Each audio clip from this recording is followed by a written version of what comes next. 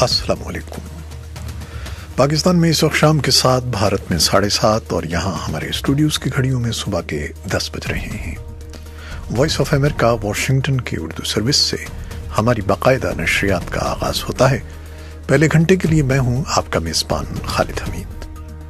جیسا کہ آپ دیکھ رہے ہیں فیس بک لائیو پر ہم آپ کے سامنے ہیں، اور ویب سائٹ اور ریڈیو پر ہمارا یہ 1 گھنٹے کا نیوز شو جاری رہے گا۔ تو آغاز کرتے ہیں پہلے آج کی اہم خبروں کی سرخیوں سے۔ جنوبی وزیرستان کے مرکزی قصبے وانا میں اتوار کو پشتون تحفظ تحریک اور حکومت کے حامی عسکری پسندوں کے درمیان جھڑپوں کے بعد نافذ کیا جانے والا کرفیو منگل کو مسلسل تیسرے روز بھی جاری ہے۔ اسلام آباد پولیس نے پشتون تحفظ موومنٹ اور عوامی ورکرز پارٹی کے 28 کارکنوں کے خلاف اسلام آباد کے تھانہ کوثار میں 11 مختلف دفعات کے تحت مقدمہ درج کر لیا ہے۔ سپریم کورٹ نے قومی احتساب بیورو نیب کو سرکاری افسران سے لگژری گاڑیاں واپس لینے کے معاملے کی تحقیقات کا حکم دے دیا ہے۔ اور الیکشن کمیشن آف پاکستان نے سپریم کورٹ آف پاکستان کے سابق جج دوست محمد خان کو خیبر پختونخوا کا نگراں وزیر اعلیٰ مقرر کرنے کا اعلان کیا ہے۔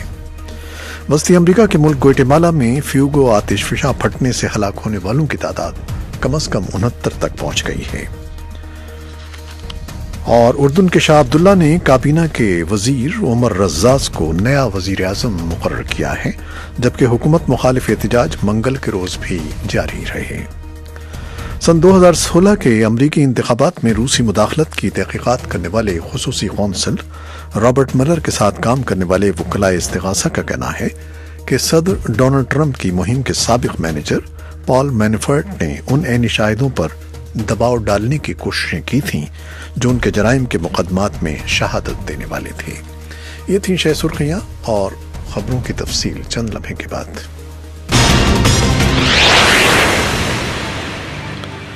سب سے پہلے چلیں گے اسلام آباد اور بات کریں گے کہ نگراں حکومت کی 6 رکنی کابینہ نے آج اپنے عہدوں کا حلف اٹھایا ہے۔ تو ناصر محمود ہمارے ساتھ ہیں۔ ناصر، بتائیے گا ذرا اس کی جی خالد صاحب، اس طرح سے ہے کہ جہاں وزیر اعظم آپ کے ملک میں مشاورت کے بعد 6 رکنی کابینہ ابتدائی طور پہ شامل کیے گئے ہیں، 6 ان کا اعلان بھی کیا اور آج اراکین میں خبروں کا حلف بھی اٹھا لیا۔ اس میں سابق گورنر ہیں اسٹیٹ بینک کی ڈاکٹر شمشاد اختر، وہ شامل ہیں عبداللہ حسین ہارون، علی ظفر، روشن خورشید بروچا اور عامر خان اور یوسف شیخ اس میں شامل ہیں۔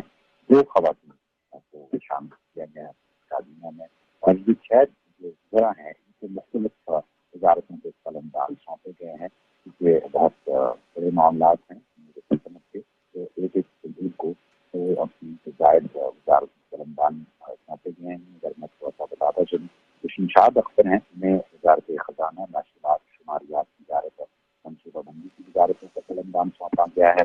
عبداللہ حسین ہارون کے پاس خارجہ، قومی سلامتی ڈویژن، دفاع اور دفاعی پیداوار کے امور کے معاملات کو دیکھیں گے۔ بیرسٹر علی ظفر ہیں، ان کے پاس قانون و انصاف، پارلیمانی امور اور اطلاعات کی وزارت رہے گی۔ روشن خورشید بروچا، جن کا تعلق کوئٹہ سے ہے، معروف ماہر تعلیم بھی ہیں، وہ ان کو انسانی حقوق اور کشمیر، گلگت بلتستان اور سرحدی امور کے معاملات منصب سے فائز کیا گیا ہے۔ اعظم خان یہ سابق بیوروکریٹ ہیں، داخلہ اور منشیات جانشداری رابطے کی وزارت کے قلمدان کو سونپے گئے ہیں، اور یوسف شیخ کو تعلیم، صحت اور ادبی کا قلمدان کیا گیا ہے۔ تو کچھ مزید وزراء بھی لیے جانے کا امکان ہے یا یہی کابینہ ہوگی بس؟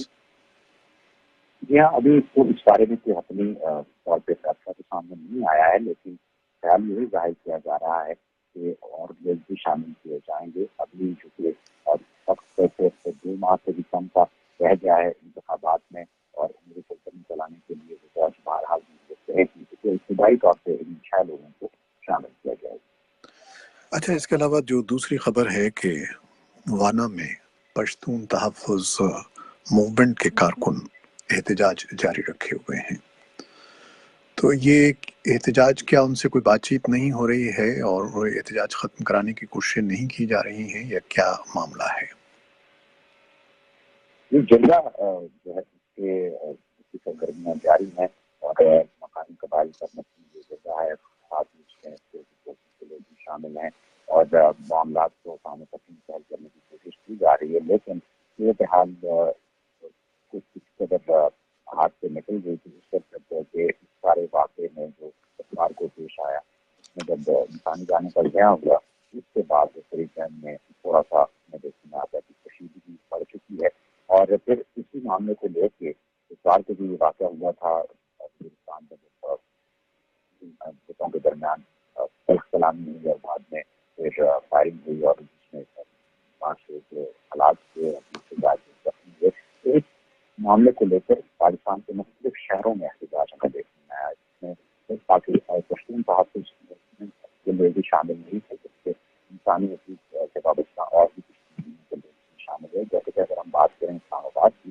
تو یہاں پہ جو گزشتہ رات مظاہرہ کیا گیا تھا اس میں عوامی پارٹی کے لوگ بھی شامل تھے اور پشتون کے لیے عوامی پارٹی کے کارکنان بھی شامل تھے اور جو آخری اطلاعات ہیں 37 کے لگ بھگ کارکنان کو گرفتار کیا گیا تھا نقصیامی اور اشتعال پہ پانے کے مقدمات میں اور ان کو جوڈیشل ریمانڈ پہ جیل بھیج دیا گیا ہے۔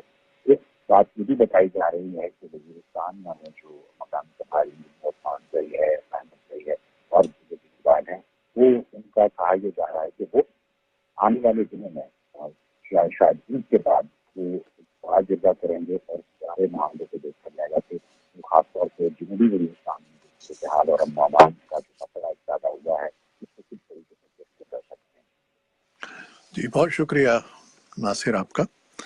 تو یہ تھے اسلام آباد سے ہمارے نمائندے ناصر محمود جن سے ہم گفتگو کر رہے تھے کچھ خبروں پر۔ اور اب کچھ مزید خبریں۔ سپریم کورٹ نے قومی احتساب بیورو نیب کو سرکاری افسران سے لگژری گاڑیاں واپس لینے کے معاملے کی تحقیقات کا حکم دے دیا ہے۔ عدالت نے مولانا فضل الرحمان اور دیگر سیاستدانوں سے سرکاری بلٹ پروف گاڑی چیف جسٹس ثاقب نثار نے حکام کو 7 سابق وزراء سے منگل کی رات تک تمام گاڑیاں واپس لینے کا حکم دیتے ہوئے کہا ہے کہ اگر گاڑیاں واپس نہ کی گئیں تو ہر گاڑی پر 1 لاکھ روپے یومیہ جرمانہ ادا کرنا ہوگا، جبکہ 1 ہفتے کے بعد 2 لاکھ روپے جرمانہ ہوگا۔ چیف جسٹس ثاقب نثار کی سربراہی میں عدالت عظمیٰ کے 3 رکنی بینچ نے منگل کو لگژری گاڑیوں سے متعلق کیس کی سماعت کی۔ الیکشن کمیشن آف پاکستان نے سپریم کورٹ آف پاکستان کے سابق جج دوست محمد خان کو خیبر پختونخوا کا نگراں وزیر اعلیٰ مقرر کرنے کا اعلان کیا ہے۔ جسٹس دوست محمد کا نام خیبر پختونخوا اسمبلی میں قائد حزب اختلاف اور جمعیت علماء اسلام فے کے رہنما مولانا لطف الرحمان نے تجویز کیا تھا، جس کی الیکشن کمیشن نے منگل کی صبح ہونے والے ایک اجلاس میں منظوری دی۔ حکام کے مطابق کمیشن نے جسٹس ریٹائرڈ دوست محمد کا نام متفقہ طور پر منظور کیا ہے۔ وسطی امریکہ کے ملک گوئٹے مالا میں فیوگو آتش فشاں پھٹنے سے ہلاک ہونے والوں کی تعداد کم از کم 69 تک پہنچ گئی ہے۔ ان میں سے جن لوگوں کی شناخت ہو گئی ہے ان کا سوگ منایا جا رہا ہے۔ مقامی ٹیلی ویژن پر دکھائی جانے والی تصاویر میں سوگوار حضرات تابوتوں کو کندھوں پر اٹھائے سڑکوں سے گزر رہے ہیں۔ عہدیداروں کا کہنا ہے کہ مرنے والوں کی تعداد میں اضافہ ہو سکتا ہے۔ اردن کے شاہ عبداللہ نے کابینہ کے وزیر عمر رزاز کو نیا وزیر اعظم مقرر کیا ہے، جبکہ حکومت مخالف احتجاج منگل کے روز پھر شروع ہو گئے ہیں۔ رزاز ہانی ملکی کی جگہ لیں گے، جنہوں نے پیر کے روز استعفیٰ دے دیا تھا۔ ملکی نے کفایت شعری اقدامات کے لیے زور دیا تھا۔ ہزارہا اردنیوں نے سبکدوش ہونے والے وزیر اعظم کے دفتر کی طرف مارچ کیا۔ وہ گزشتہ رات سے منگل کے دوران مظاہرہ کر رہے تھے۔ ان کا مطالبہ تھا کہ حکومت قیمتوں میں اضافے اور مجوزہ ٹیکسوں میں بڑھوتری کو روکے۔